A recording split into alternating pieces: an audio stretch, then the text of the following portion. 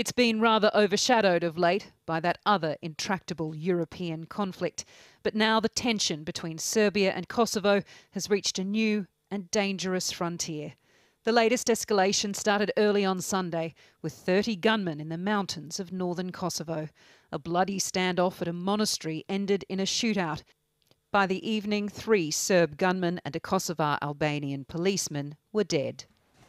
6 days of mourning, outrage and accusations later, the US now claims Serbian tanks are gathering on the border in what the White House calls an unprecedented, destabilising development.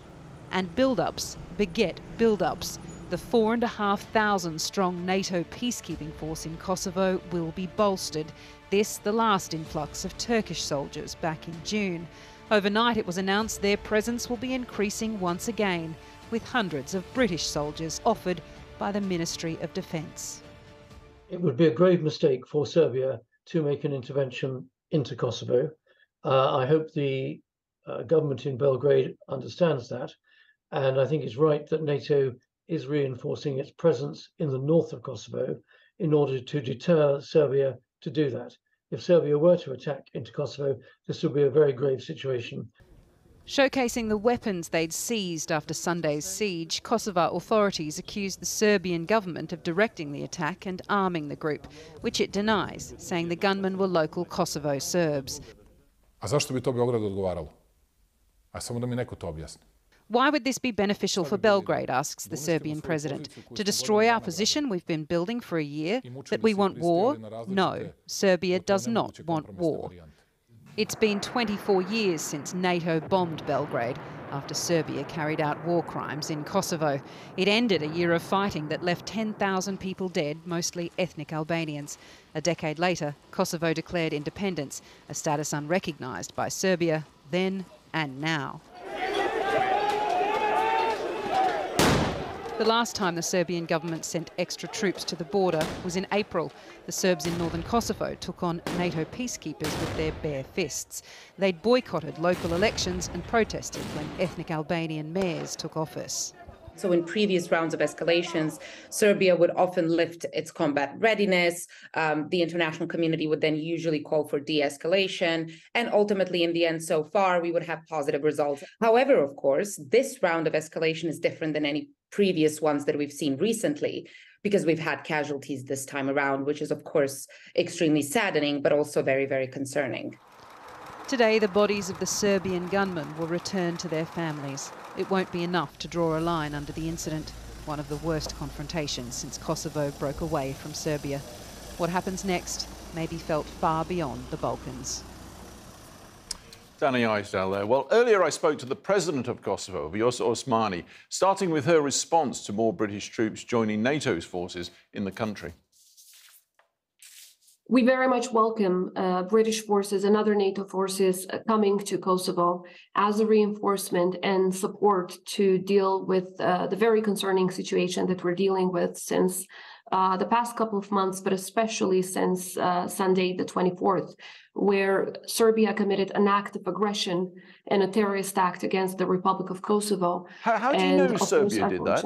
How do you know Serbia did that? We obviously are not just suggesting we know that because of all of the irrefutable evidence that connects this terrorist group to Serbia, including, for example, the fact that they have been trained for the past couple of months by the Serbian army in Serbian army compounds. Secondly, the weapons that they have used are produced in the Serbian military industry. They cannot be sold to individuals who are not part of the state, some of which was actually produced in the past 6 weeks. So it's not just a bunch of citizens going and taking over weapons from an army factory that belongs to the state of Serbia. And finally, all of the statements, political statements by the president of Serbia, and the fact that the guy who in practice led the terrorist attack is one of his main guys, show that this very much came as an order from Aleksandar Vučić, the president of Serbia. Of course, Serbia denies that, but you want to press for sanctions. That's a non-starter by the UN, isn't it? Not least because of Russia on the Security Council. we're pushing for sanctions that would, first of all, come bilaterally. So UK sanctions against Serbia, US sanctions against Serbia, and other members of the European Union sanctions against Serbia. We don't have very high hopes from the UN Security Council, as you rightly pointed out, but there are ways to make Serbia accountable without actually having Russia have a say.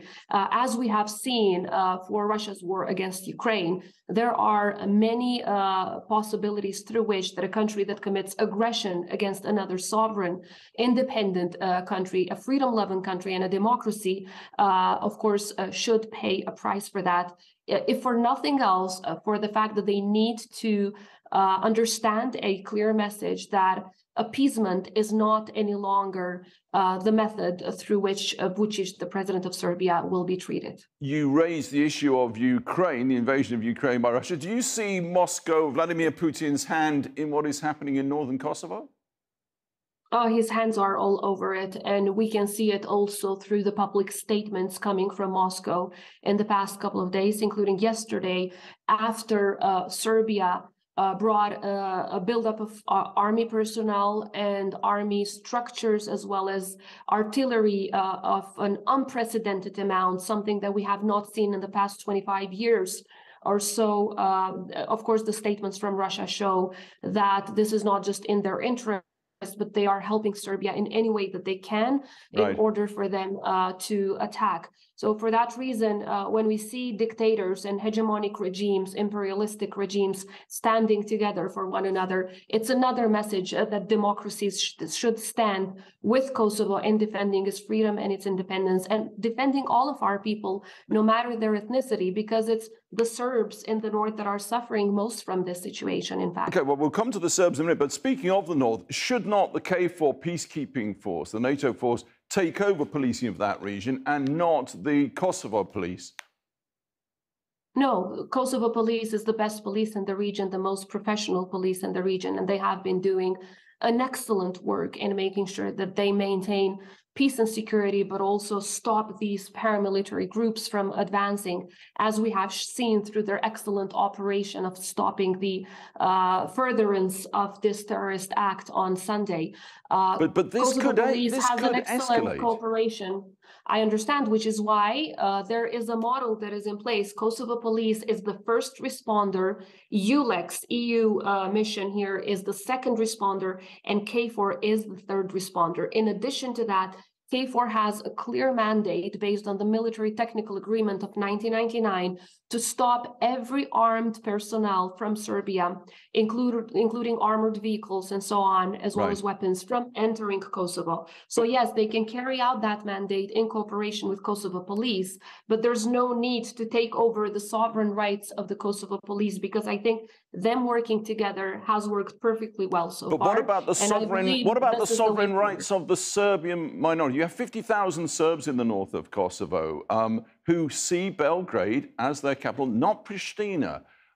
Particularly if Kosovo wants to join the EU, you're going to have to give them more. You were required 10 years ago to set up Serb municipalities. It still hasn't happened.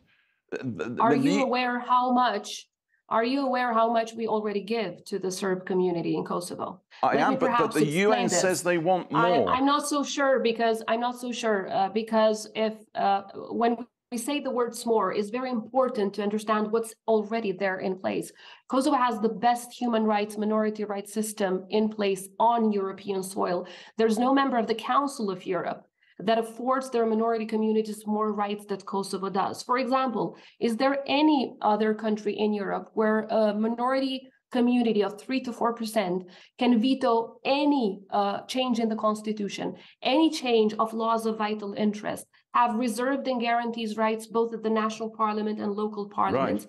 The most advanced rights that exist in Europe right now are actually in Kosovo's constitution. The problem is Vučić is keeping them hostage and not allowing the Serbs the rights that they have. Now, of course, Kosovo is ready to do more. Yeah. Kosovo, yes. Kosovo is ready to do more. We want to give every single advance right to the Serb community, the Serb citizens that live in our country, because we want them to feel equal. We want them to feel included. This is their home. We are trying everything that we can to protect them from these terrorist groups. And yet five EU countries don't recognise Kosovar independence. 5. But that's not the reason. There's no connection whatsoever towards how Kosovo treats their minority communities and why these 5 countries have not recognized Kosovo. They haven't so far for their own internal issues. And I think pretty soon they will, actually, because Kosovo is here to stay, sovereign, independent, and a democracy forever.